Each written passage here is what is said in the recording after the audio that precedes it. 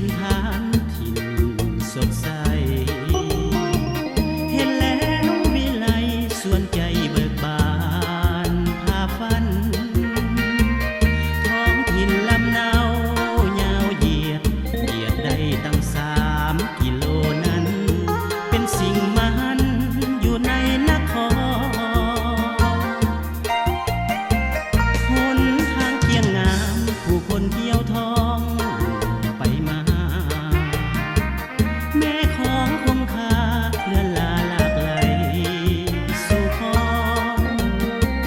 เห็นหนุ่มสาวลงลอยเล่นเด่นดอกเย้าหน้า